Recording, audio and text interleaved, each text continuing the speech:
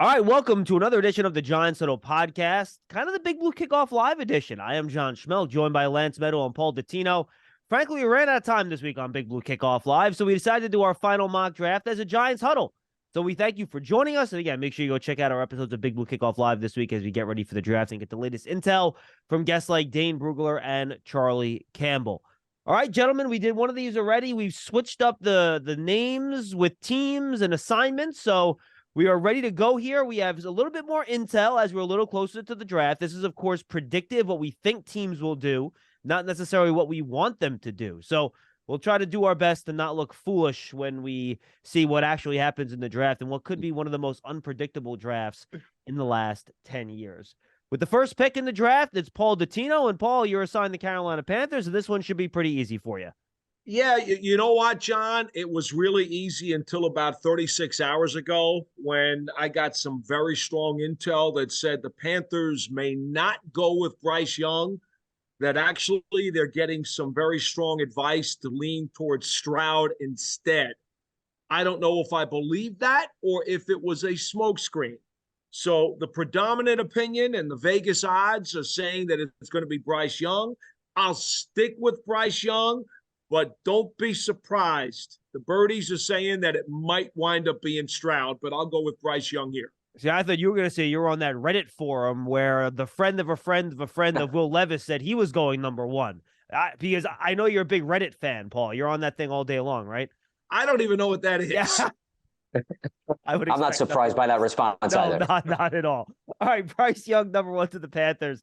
Lance, you're number two for Houston, and you know, it's rare that the second overall pick is kind of the pivot point in the draft, and we're going to have a couple of those, I think.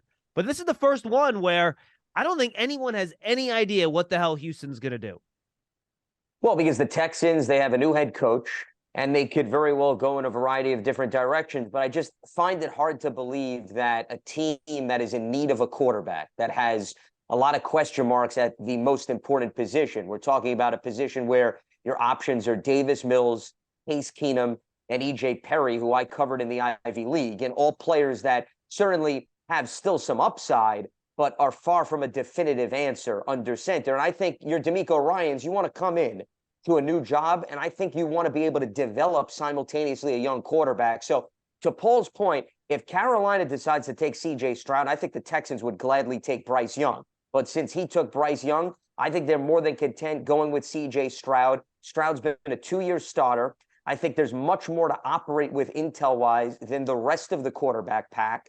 And I think, once again, it fits the bill, as I was talking about, a young quarterback that has plenty of starting experience that you can continue to groom as you fill in the other pieces around him. All right, C.J. Stroud, number two to the Texans. And I'll just say this.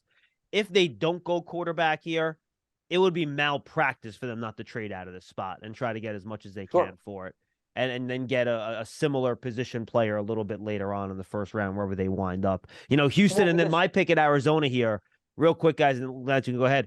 I think both these rosters need a lot of help. Like, these rosters are two of the more talent-deficient ones in the league. You need multiple picks here. You want to really, and I know Houston got a multiple picks in the Deshaun Watson trade. I get it. I think they could use more. So I just think that these two teams are going to be looking to get out and get as many picks as they can just to try to get their rosters better. Well, I'm complete agreement with you, John. The one thing I just wanted to add in terms of your malpractice comment is I don't think one particular defensive player changes the trajectory of the Texans. 100%. That's more of a reason why I think the smart move is you take the quarterback or you swap out of it to gain more resources either this year or next year to help round out your roster. Exactly. 100% agree. And I think it's the same for Arizona. I think they're in the same exact spot. So I am on the phones here. Is any team out there want to move up to the Cardinals? I might even give you a bargain to move down. Maybe you don't have to give up the house. Just, you know, give me like an extra 2 and a 1 maybe. Like, you don't have to give them multiple ones. No. But phone's not ringing. All right. I don't understand how someone could take... Look, if Jalen Carter didn't have the off-the-field stuff, he'd be the easy pick here. He does. And like we always say here, we can look at the tape. We can know about the players. We don't have information on the off-the-field stuff, right?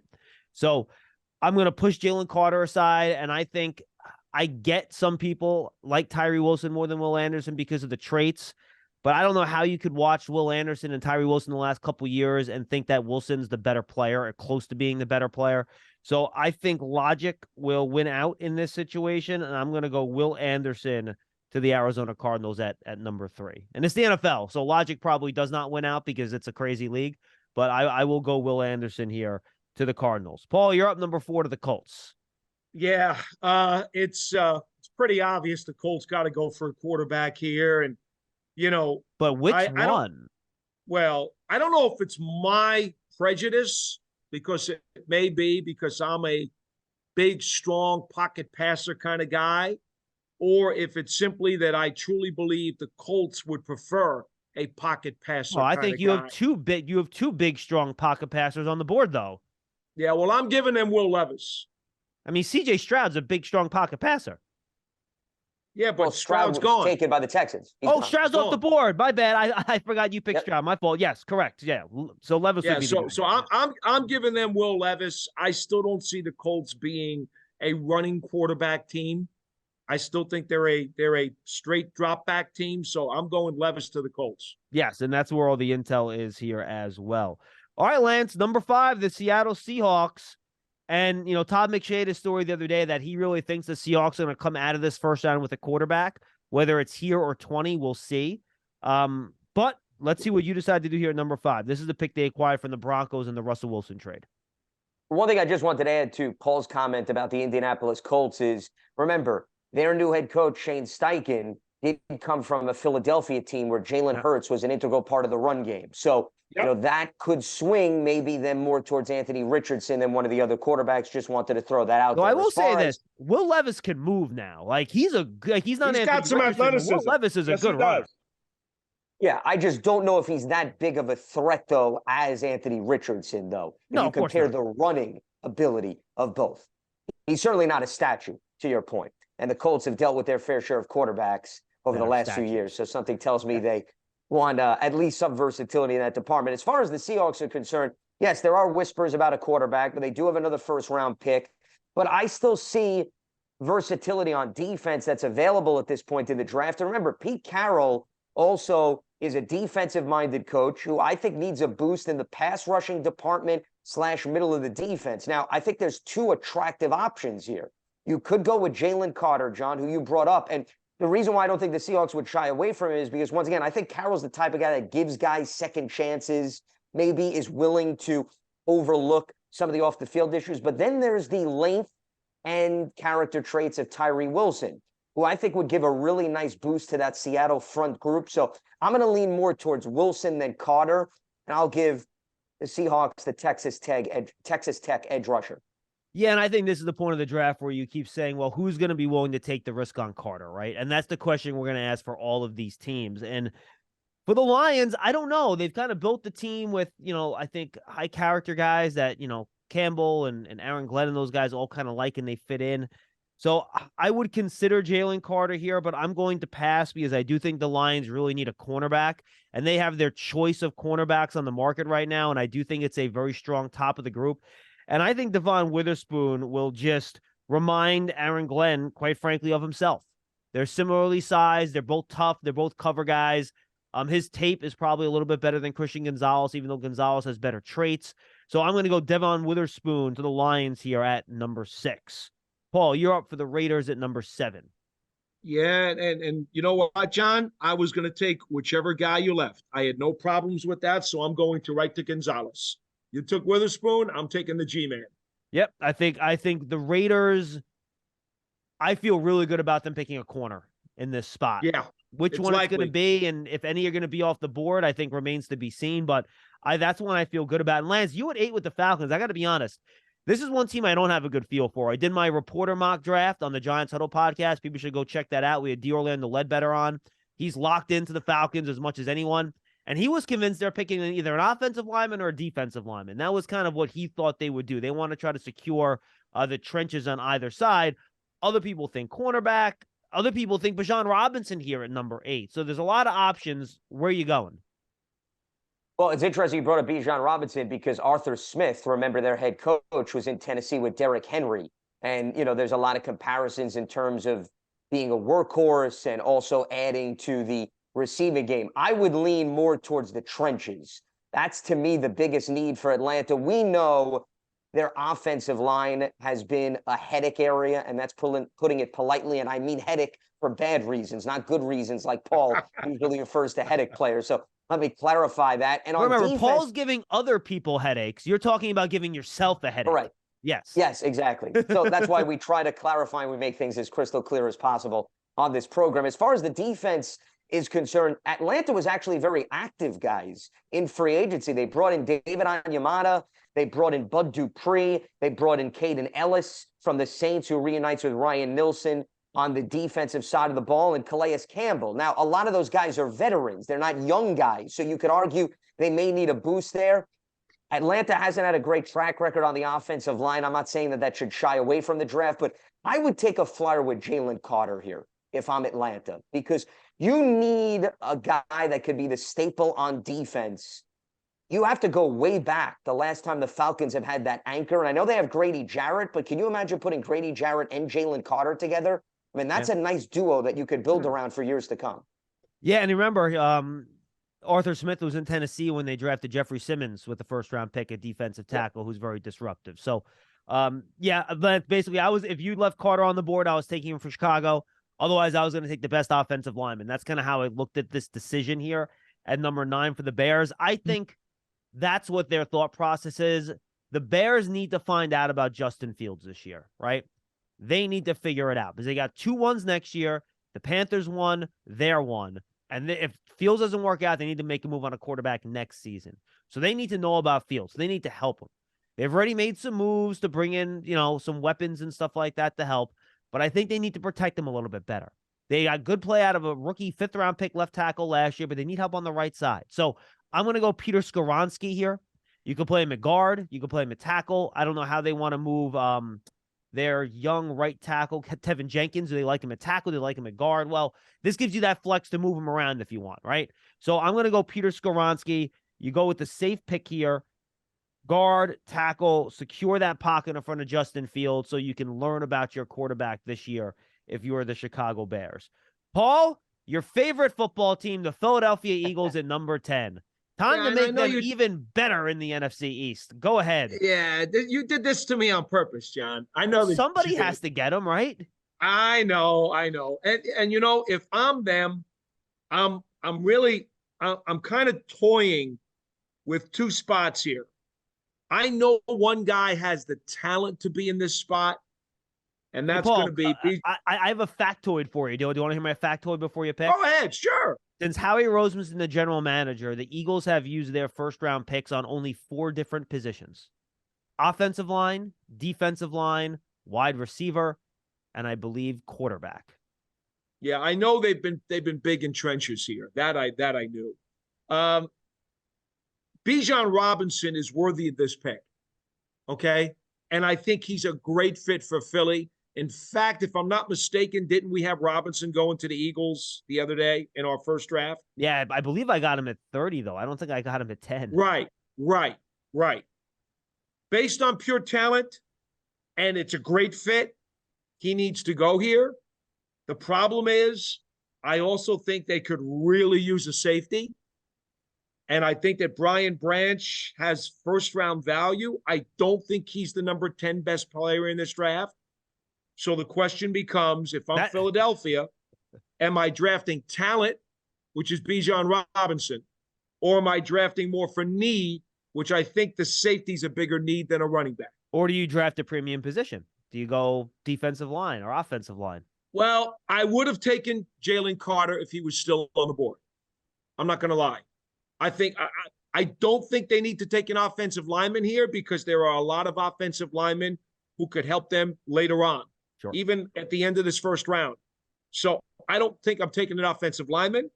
The only defensive lineman I would have taken would have been Jalen Carter if I'm Philadelphia. So I've narrowed it down to the safety and the running back. I'm going to take Bijan Robinson. I'm not going to fool around, and I'm taking him. It's funny, those by the way, two, Brian Branch went to the Eagles in our first mock draft, by the way. And yeah, Branch and Bijan both did. I picked both those guys for Philadelphia, believe it or not. In reverse. Yes. In reverse. That's correct. Okay. Yeah. No, this is yes, it was reversed. It was reversed. That's correct. Yes, you got Nothing wrong with that. Nope. Because you know what? Those two players would make them very happy. All right, Tennessee Titans here at number 11. They have been in the quarterback business. They're looking to trade up. In this draft, they did not. You know, maybe I would have made the move with Arizona, with Tennessee, but you know what? They didn't have to. They got to sit tight here and wait for a quarterback to come to them. So I am going to take Anthony Richardson, quarterback out of Florida, to the Titans. It's a good situation. You have Ryan Tannehill in place. Richardson does not have to play right away. You could put a package together for him, maybe give him a half here or there. Maybe you play him towards the end of the year if you think he's getting close.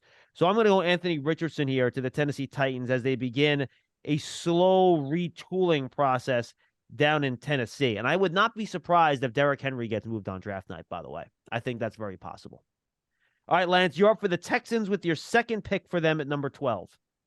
It would also real quickly be interesting if Tennessee did take Anthony Richardson, considering, remember, they just took Malik Willis, and he had a lot of question marks as well. Different question marks maybe from Anthony Richardson, but to me, if you're Tennessee, you're going in the direction of another QB where the sample size, the competition, the completion percentage is very much on the fence here. Lance, have you ever heard of the phrase of throwing numbers at the problem? That's what I'm doing. Well, no. Listen, we've seen other teams do that. We've seen teams do that. I mean, look at Arizona. Now, granted, Arizona made a coaching change when they took Josh Rosen and Kyler Murray in consecutive years, but there are a lot of people believe, hey, the higher number of quarterbacks you take, the more likely you'll find the answer. Time will tell if Tennessee chooses to go in that direction. So I'm with the Texans again at number 12. Number 2, I took C.J. Stroud, so I'm calling for a collegiate reunion here.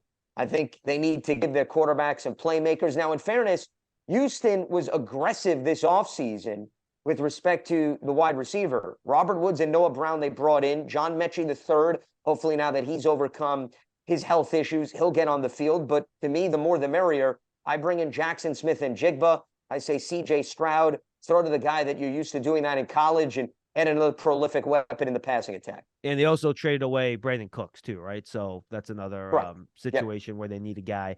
It'll be interesting, though. This is D'Amico Ryans, a defensive coach with 2 top 12 picks and not picking one defensive player. So I think it's a good pick, Lance. I would have went the same direction if I were you. But I wonder if Ryans will want to get out of this first round without trying to improve that defense, which is, you know, I know he's the head coach, but let's be honest, he's going to want that defense to be better this year. Sure. Well, I mean, they have some pieces. I don't think overall they're a unit that's going to put fear in the rest of the league. But here's another thing to keep in mind. That division is very much wide open. And maybe his feeling is, hey, we come in, we dramatically, because they need to improve that offense too, after what they went through last season. And he came from a Niners team where, as good as their defense was, the offense was maybe one of the areas that at times held them back, and mostly because of the health of the quarterback. But does he want to solidify that unit and say, hey, if we can get the offense scoring a little bit more consistently, we'll hide and cover up some of our defensive efficiencies? All right, Paul, you're on the board here for the Green Bay. I'm sorry, Lance, you mentioned the guy, and then you went into such a long explanation. I forgot the name. I took Jackson Smith and Jigba at wide receiver out of Ohio State. JSN. Yeah. Gotcha. I had no interest in dissertation distracted you, is what you're saying. Well, yes. Well, you know why? Because I was already looking ahead to my pick with Green Bay. Paul, it's called mind games, okay? I'm always looking to throw my opposition off and get distracted. So mission accomplished there. Yes. Very good job doing that. Thank you. I'll pat myself on the back for that one. This is between Broderick Jones and Paris Johnson for me. And because I'm definitely taking a tackle if I'm Green Bay.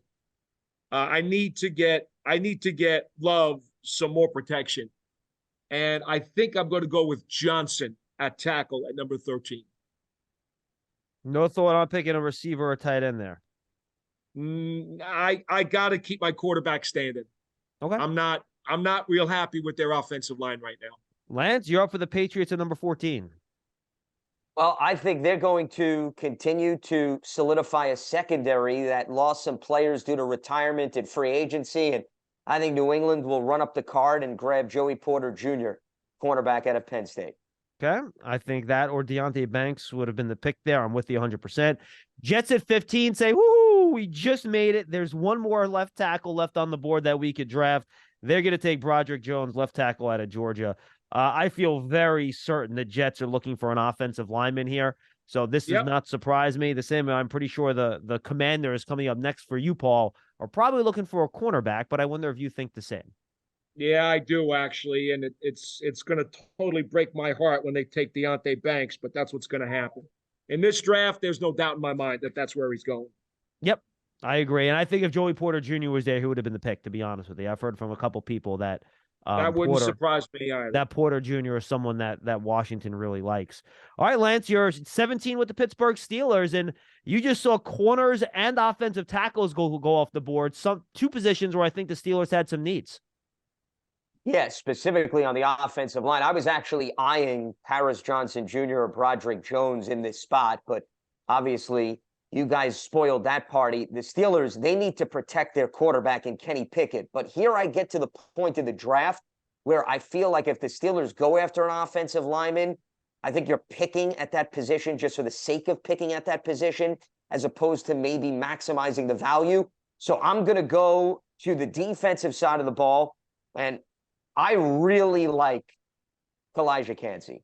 And I think he's got Pittsburgh written all over him. I just think he's the type of player where you could put him inside and outside. He does the dirty work. You look at some of their veteran defensive linemen getting up there in age. I'm going with Cansey to the Steelers. Lance picking the undersized guy. I know we're all surprised. Well, I understand the subtleties of that comment, but I'll let that slide as we move along here in the mock draft. What'd you think? That went over my head? Oh, how about that one? Oh, I'm here all week. I honestly didn't think it was all that subtle, but okay, I'll take that. Lions at 18. I have the Lions. I picked their first selection. I got them who they thought the best cornerback in the draft was in Devon Witherspoon. You know, I think they can go a couple of different spots here, guys, to be honest with you. They have their corner. I think they can always look to improve their defense. I do have a defensive player that's kind of sticking out like a sore thumb on my board right now that I think is probably the best player left available. I also think they could use a tight end, and Dan Campbell, a former tight end, is their head coach. So I am also looking at that as a possibility here for the Detroit Lions. But my feeling is that this player is going to go a lot earlier than people think, and I think he's a sore thumb. He's a top 10 player on my board. And I just think he's too good of a player for the Lions to pass up. And I think he, personality-wise, fits exactly how they're trying to build that program, much like Witherspoon did. I'm going to give the Lions Nolan Smith, linebacker out of Georgia.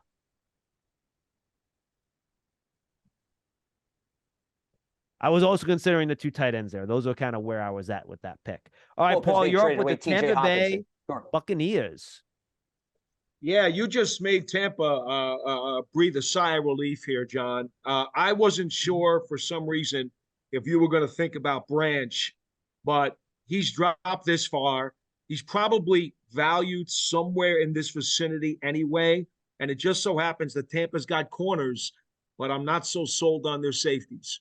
So I think that Branch is a good fit for Tampa at 19. I think that's a good value pick there, Paul. I think it is. And Branch is my next defensive player on my board that I have available. I kind of thought he might have been when you said that earlier. He is. I've wound up with 20 first-round grades, and he is the last defensive player on my board with a first-round grade. All right, let's go over to Lance, the Seattle Seahawks. You selected Tyree Wilson with your first pick. Where are you looking here? Well, I know we brought up quarterback in the conversation, but once again, I think Geno Smith had a solid season. I think Geno can buy them a little bit more time.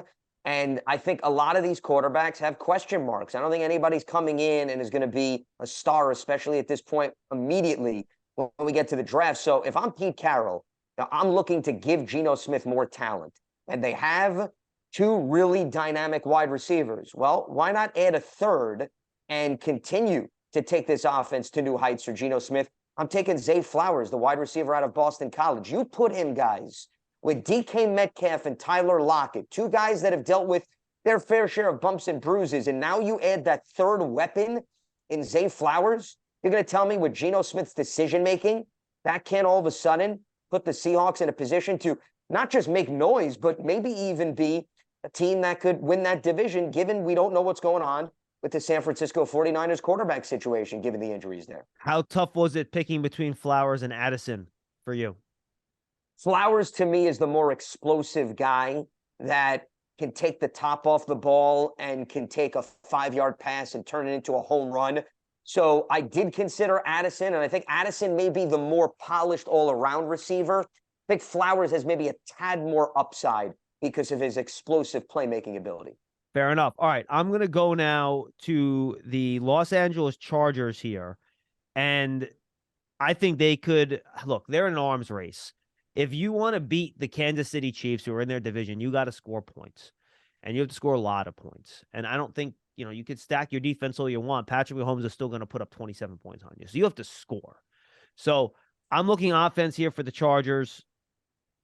And I'm thinking wide receiver, but the highest ranked player on my board is at a position that will help them offensively, and it'll help them in the passing game. I'm going to give them Dalton Kincaid, tight end out of Utah, as a dynamic threat in the middle of the field with his size, his ability to catch it and get upfield. To me, this is a fairly easy selection based on who was left. I'm giving them Dalton Kincaid, tight end out of Utah. Paul, you're up for the Ravens at 22. Yeah, and you just said that Seattle was looking at Flowers and Addison. Lance, I've got to get a wide receiver here for Baltimore. They just signed Odell Beckham Jr. to try to enhance what is a very weak wide receiver room, in my opinion. Bateman is, somebody who we've talked about when he came out of the draft, but he hasn't really given them everything they wanted. So I'm going to go with, I think they'll probably go with Quentin Johnston. I think they want the height here instead of Addison. So I'm going to go Johnston to the Ravens. All right. Quentin Johnston to the Ravens. I had written down Jordan Addison, but you threw me for a loop there. Okay. I think they're going to want to add the size component. No, Bateman's got some size, but he hasn't really come through for them, John. Well, because he hasn't been able to stay healthy. Yeah. Right. And that's not good enough, is it? No, I'm with you. Lance, 23, Vikings. Remember Kirk Cousins last year of his deal. Yeah, I'm going back and forth here because I went through some of these different options in my simulation machine that I had last night that I tried to get through some calculations that maybe there is an opportunity to take a quarterback here. But I think Paul had the Vikings in our first mock draft. And listen, this is a team that just played the Giants. And if I think we saw anything, it was the Achilles heel, which was the defensive side of the ball. So, I mean, they need easily as much help on the defensive side of the ball as saying, hey, they need their quarterback of the future. The problem is, the two of you took a lot of the premier corners off the board. Yeah. At this point, I don't know if value matches up with need. So I'll go more leaning towards the upside, and I'll give the Vikings Hendon Hooker, even though I still think they need some massive help on the defensive side of the ball. Who would have been the corner you would have taken here, Lance? Forbes? Forbes was the guy that I was considering. And listen, I wouldn't be surprised if we see 5-6 corners go off the board in the first round. But I do think we're at the point where maybe there's a little bit of a drop-off at the cornerback position. Fair enough. All right, we got the Jacksonville Jaguars here at number 24. And, they have a very good roster. So I think they have really, a lot of freedom here to pick the guy they think is the best player. And I'm looking at 3 guys that kind of are sticking out on my board right now. And I'll name them just because we're going to go through this process. And I have 2 of the next, 3 picks anyway. So I'm looking at Michael Mayer, tight end out of Notre Dame. Evan Ingram has a 1-year deal. We don't know if they're going to be able to sign him long-term. I'm looking at Miles Murphy, defensive end at Clemson, to help that pass rush along with Jonathan Allen, but they just drafted Trayvon Walker. So I don't know if you want to add another defensive end there. Then the other guy that's interesting is Darnell Wright. Look, they need to replace their right tackle, right? He left and went to the Kansas City Chiefs to be their left tackle, Taylor. So they do need a right tackle, and I think Darnell Wright is darn close near to one of the better players on my board. I think you want to protect Trevor Lawrence long term. I'm going to go Darnell Wright because he could slide right into right tackle for them where they have a need. They're going to take Darnell Wright, right tackle, Tennessee. But Mayer was definitely the other guy that I was considering there, but I went Wright instead, even though Mayer is a higher grade on my board. All right, Lance, 25 for the Giants. Let's don't make the pick yet. Give me your thoughts, and then Paul and we can kind of go back and forth and have a debate here. You're up, Lance. Well, my thoughts are, I think there's two positions that the Giants could go after. Number one is wide receiver, and number two is edge rusher or defensive lineman who has versatility to be inside, outside. Those are the two positions that I'm eyeing here based on my board and based on also need for the Giants. So I do think they have some options, and that's where my thought process is right now. Yeah, I think you kind of hit it. I know they don't have a need at tight end, but I think Michael Mayer would be one of the better graded players in their board. I think Jordan Addison's the wide receiver, and I think you're talking about Lucas Van Ness, right? And I think, he's a guy that I think would fit Wink's defense better than Myles Murphy. So I know I talked about Murphy for the Jaguars. They run a 4-3 scheme. I think Van Ness would be the better fit and one that would be more attractive for the Giants. They're literally right next to each other on my board. So that's kind of a fit thing that would kind of flip one over the other in terms of those two players. I have Addison and Mayer higher on my board than Van Ness. I know a lot of other people really like Van Ness as like a top 15 guy. I don't. But, that would be consideration here, not for me personally. And for me, I think my needed wide receiver is higher. Mayer is 5 spots. Mayer's my 16th player. Addison's my 21st. So but they're not far off. I would pick Addison here, I think, if I had this pick. Yeah, that's probably what I would do, Lance, to be honest with you. I'd give Myles Murphy heavy consideration myself. But other than that, I'm not really that much attracted to anybody else. And I'm not saying that there aren't guys worth the value at this pick right now, because I do think there are some guys worth the value, but I'm not really liking the fit too much. So I'm going to go with Addison here if I were making your pick. Oh, right, Van Lance, Ness and Addison, those were the two guys that I had at this point in the draft that I thought could be available and I think would fill the void for the Giants, depending on which direction they want to go. The criticism for Addison is, and I'm surprised, Paul, you didn't mention this, is the lack of size maybe, which I know we've been talking about all offseason, that maybe they go after a taller guy. I'm not so caught up in that. Lance, it's almost his weight that's a bigger problem than his height, right? He was only 170. Well, but he's 5'10" his weight's a little down for me. If I got him in here, I'd want to put 10 pounds on him. And that makes sense. But I'm more of the thought process. I think Brian Dable and Mike Kafka, it's playmakers. It's not versatility and size. Meaning if you bring in a guy, you're going to find a way to get him open, scheme accordingly, and get him involved in the offense. So I'm going to go Addison over Van Ness. I think you could easily make an argument for both. I like personally Van Ness because I like guys that have the potential to go inside, outside. I think he showed the sack production in his last 2 years, but let's face it, they need to add more offensive weaponry. And what did I talk about all offseason? Sterling Shepard with his injuries, Wan'Dale Robinson. It's not like there wouldn't be room for Addison to get on the field and flourish, even though there may be a duplication in terms of size. So Jordan Addison, the wide receiver out of USC, to the Giants at 25. Yeah, and I'll just add this too. I think what the Giants need is a versatile route runner that can win on all 3 levels of the field. And I think Jordan Addison showed in Pittsburgh and in USC that he can do that. He's probably the best nuanced route runner in the draft. I think he'll give Daniel Jones someone that can get open consistently, which is exactly what this coaching staff is looking for. So I'm with you. I think Addison is the fairly easy selection. I think the Giants would be very happy if they had a chance to pick him at number 25. Paul, anything else to add?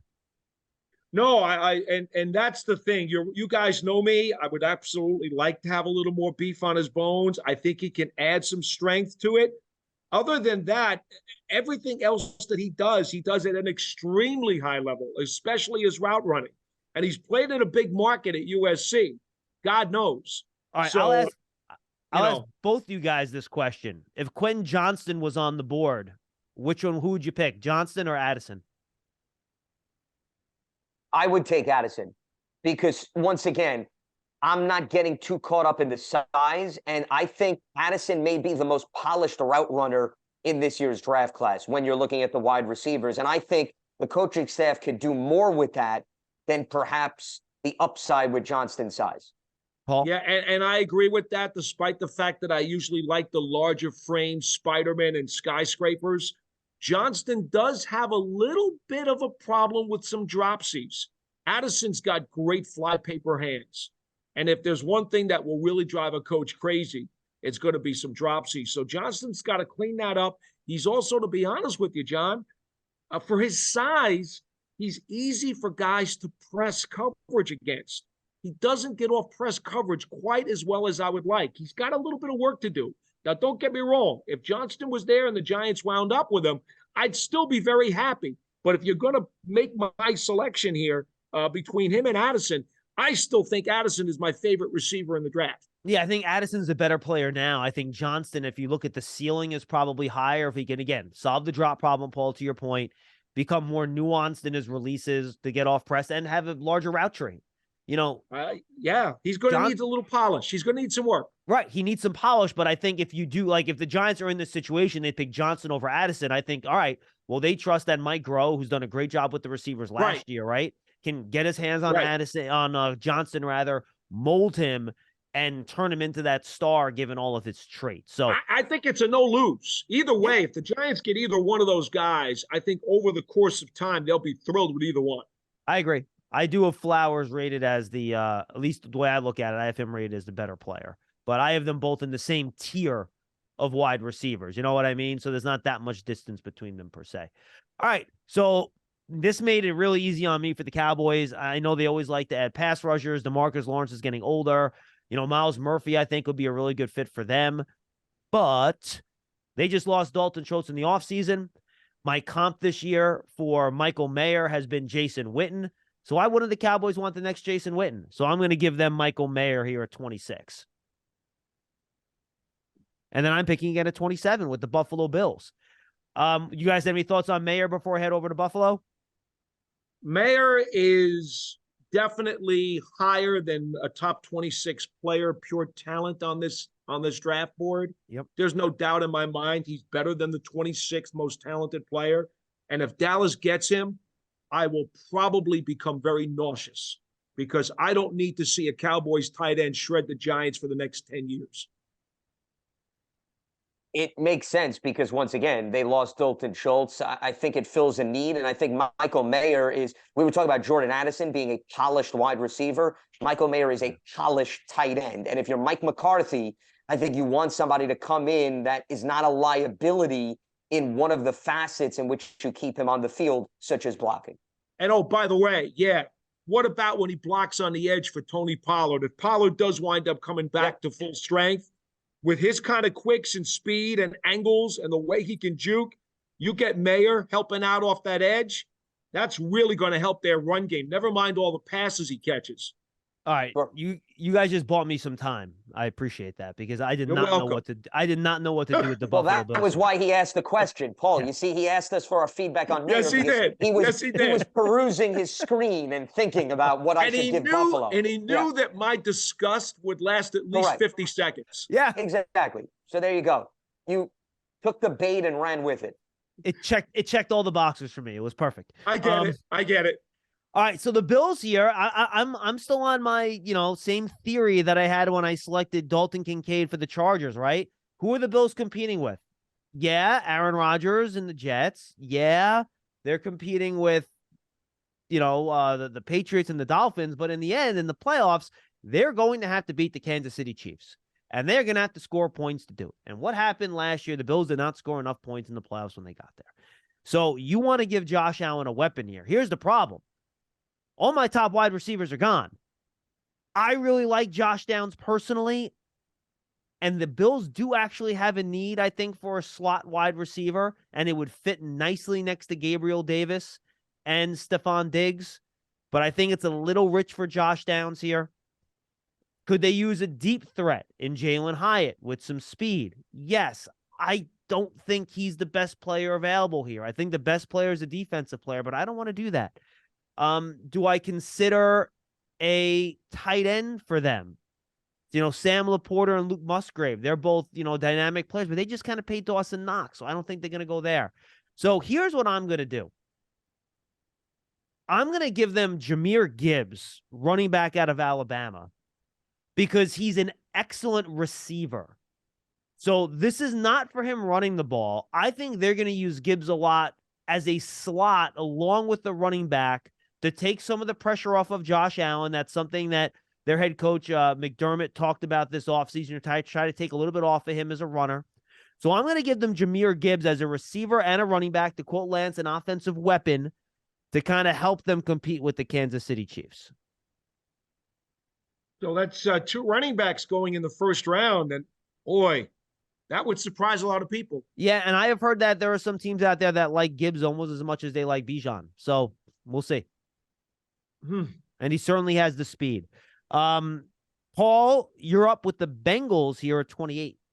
Yeah, and I'm going to give Joe Burrow a birthday present, and I have absolutely no idea when his birthday is. But I'm going to give him one anyway. We're going to wrap up Darnell Washington for him.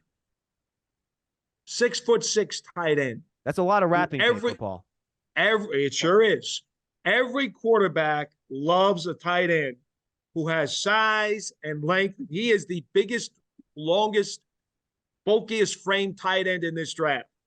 And he is going to be a guy who's going to really help out Joe Burrow in short and medium range passes. Joe Burrow's birthday is in December, Paul, by the way, in case you were very much interested. So you know what? He's going to have to unwrap this guy a little bit early. The holiday season is coming up earlier in the calendar. There you go. All right, Lance, you're up for the Saints here at 29. Remember, the Bengals did bring in Orlando Brown Jr. this offseason from the Kansas City Chiefs to help Joe Burrow and protect him specifically at the tackle position. With the Saints, I referenced this earlier, Atlanta took a lot of their defensive weaponry. And, you know, New Orleans has come a long way since Drew Brees had to go offensive clinic after offensive clinic. And I'm going to go with the other player that I thought the Giants would heavily consider at 25. I like Lucas Van Ness for the Saints. His ability to play inside out fits, I think, very well with the New Orleans scheme. They've got Cam Jordan. I think he'd be a great complementary piece right there. And Paul, I can't believe this guy dropped to the Eagles. Just pick him and give him another pass rusher. Be done with it. Yeah. Miles Murphy's going to the Eagles. It's unbelievable. It always works out for it. Philadelphia in these drafts. It's crazy. That's sick, isn't it? It's absolutely sick. I suppose if they wanted to, they could probably think about Will McDonald too. But I think Murphy is going to be the pick there. Yeah, they already have an undersized guy in Reddick, right? So I think McDonald kind of, is similar to him, right? Size-wise. I would choose Murphy for that reason. Yeah, I agree. All right, final pick. Chiefs. What do they want a wide receiver? Speed. Jalen Hyatt, wide receiver, Tennessee. They want someone that can go over the top to help support Travis Kelce in the middle of the field, support Valdez-Scantling, who's also a speed guy. But the Chiefs like speed.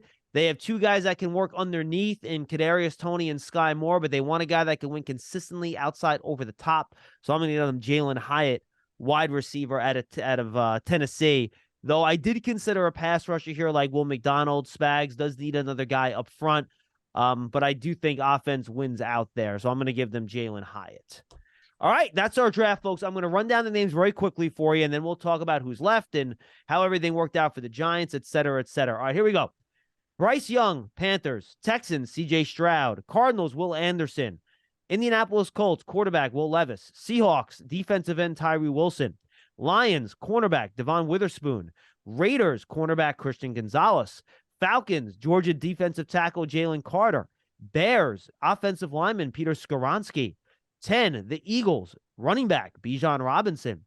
11, Tennessee, quarterback, Anthony Richardson. 12, the Texans, wide receiver, Jackson Smith-Njigba.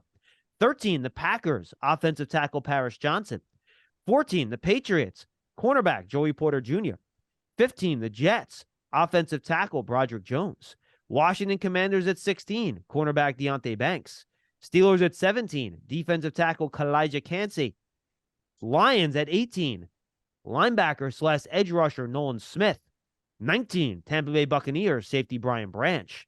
20, Seattle Seahawks, wide receiver, Zay Flowers. 21, Los Angeles Chargers, tight end, Dalton Kincaid. 22, Baltimore Ravens, wide receiver, Quentin Johnston.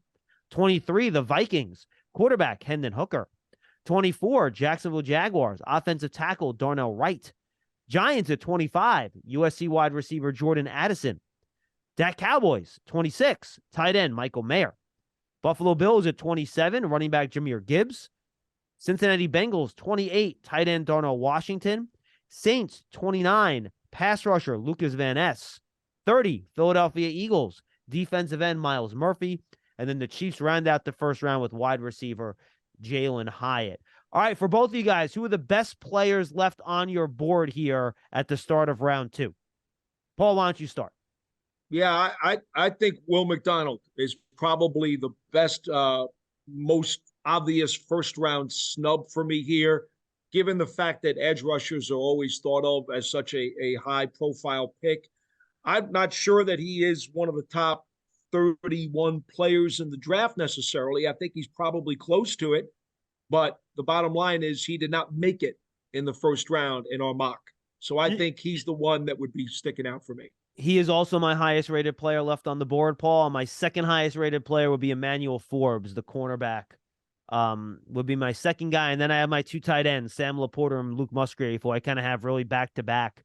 Those would be the highest graded players I have left, Lance. How about you?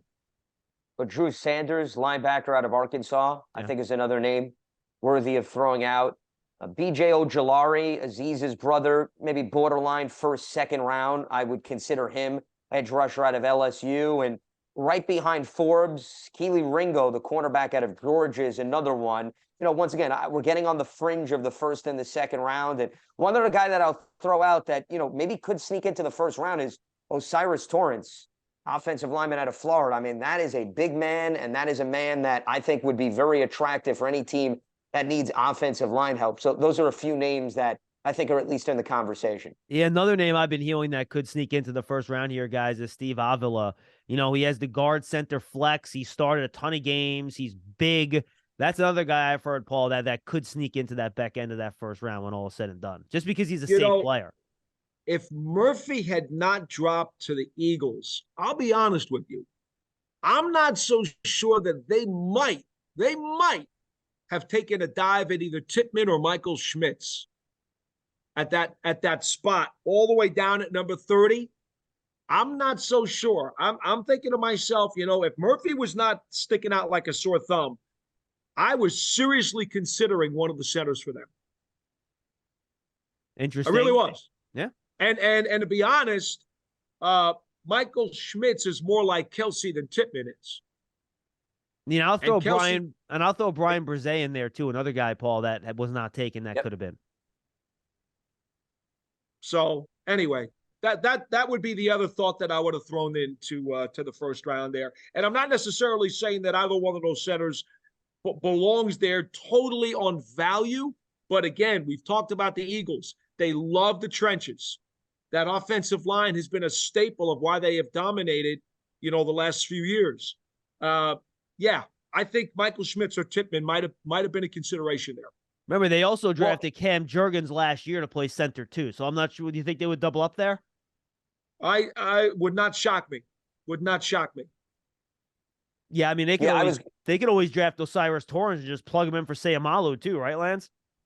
Yeah, I was going to get in that direction. I was also going to bring up Jurgens. So, you know, I'm not so sure that they would go for the conventional center, but I could see, Paul, at some point in the draft, them absolutely targeting center. Because remember, I look at trends. Howie Roseman, he's taken offensive lineman, but he hasn't taken a center during his lengthy tenure. He hasn't. And that's the argument for Tippmann, because Tippmann has some guard versatility Michael Schmitz does not. And they like their interchangeable offensive linemen because they're not thinking about this year. They're thinking about, well, maybe a hole will open up a year from now and we could plug that individual in, such as a Jurgens, for example. Just looking at how this went, guys, I think Paris Johnson will probably go higher than he did at 13. My guess is that he's not going to get out of the top 10. That's the only thing I think was really unrealistic. I think, you know, we actually got pretty good landing spots for most of these guys. At maybe Mayer dropped a little bit further than I thought he would, but it's a tight end, so I guess maybe that shouldn't be too big of a surprise. Were there any other big surprises for you guys as we went through this exercise? Big surprise. Usually there's one or two big sore thumbs, but I don't see one in this one, to be honest with you. Yeah, I you know, John, I think both last week and this week our mock drafts, probably this is the smoothest year I think that we've ever had collectively as a group in picking the first round. Usually there are a few that I think we all want to question each other on. Yeah. We always used to rag on Fiegels for a few of his picks, you know, but I honestly, these two drafts that we just completed have a lot of logic behind them. Yeah, I don't see any surprises at all. I think it's just a matter of one of the guys that we selected. Does he wind up going higher than perhaps we had him? And, you know, one of the other examples could be Bijan Robinson, who I think is really the wild card to this draft, because as much upside, guys, as he has, it's the old question, the old situation that every team faces about whether or not you should take a running back, regardless of whether or not you think they're a weapon. And does he go higher because a team says he's an absolute weapon, will take full advantage of his skill set, or they say, I'm staying away from running back, and then Robinson winds up dropping, and then that's going to open the door for somebody else to slide in? That, to me, is the million-dollar question. I think it's Robinson, maybe more so than any other player right now. Yeah, and the way this draft kind of went, as I look at it a little closer, guys, we kind of pushed edge rushers down a little bit, right? After Wilson and Anderson went, the next edge rusher didn't go off the board until Nolan Smith at 18, and he's almost more of a linebacker than an edge rusher. Right. Then we didn't have the next guy after that go off until Lucas Van Ness at 29. So I think Van Ness and Murphy, one of those two, will probably go inside the top 20. You know, Van Ness has been mentioned by the, you know, with the Eagles at 10. So I think that's kind of the ceiling for him, and that would not completely blow me away. I think that's probably the ceiling also for Nolan Smith, 10. So I think maybe we weren't quite as high on the edge rushers as maybe, you know, we might see them go off the board on draft night. You know, John, the only thing I would like to add is that I'm glad that upstairs Joe Shane does not have all these papers to go through or magnets to go through, and now he has a digital draft board that he can just pop buttons up on a screen and get everything that he wants. I would get you a digital draft board, Paul, but I don't think you'd be able to figure out how to use it. Good point, John. Those poor IT guys that would have to sit next to Paul throughout the entire draft so that he'd know which buttons to press. See, something tells me Shane, he already got a tutorial over the last few weeks, so I don't think somebody's going to hold his hand. But if Paul was in that position, they'd have to have at least 3 guys, because remember, you have to account for bathroom breaks, and you can't have somebody run out when the Giants are on the clock or they're trying to move up. So you'd have to have at least 3 interchangeable individuals from the IT department holding Paul's hand. Just a reminder, folks, make sure you go check out all our coverage of the draft. I mentioned it already. Giants Huddle Podcast. Go check out our previous episodes. We have some great scouts on. David Severson from Our Lads. We have our offensive line episodes that's up with Sean O'Hara and Brandon Thorne. We dip deep into the interior offensive line prospects. TJ McCrate from last year from the 3013, former player personnel executive in the league for more than 20 years, most recently with the Eagles. We do have a great conversation with him about undersized wide receivers. He was with the Eagles when they drafted Devonta Smith. Great conversation there, and keep going back. Draft season has a couple episodes this week. Tony, Pauline, and I, we answer the big questions about the draft. That's up there now, and then going up, might be up there when you listen to this, or it will be up shortly. Tony and I will have our final mock draft. Tony makes the picks. I'm going to kind of be his college scouting director, and we're going to kind of work together to try to figure out what all 31 teams are going to do. So make sure you go check that out. And, of course, Big Blue Kickoff Live as well. You can find all of our podcasts on the Giants mobile app at giants.com/podcast, or just search for any one of our podcasts, Big Blue Kickoff Live, the Giants Huddle, or Draft Season, on your favorite podcast platform. And if you're on Apple Podcasts, please leave a 5-star positive review for any and all of our podcasts. It helps our visibility and does us an awful lot of good. For Paul Dottino and Lance Medow, I am John Schmeelk. Thank you for being with us throughout all our draft coverage. We are live Thursday night, Friday night, and then at some point on Saturday as well, as we talk about what the Giants do in the NFL draft after they make their selections. Make sure you tune in. We'll see you then.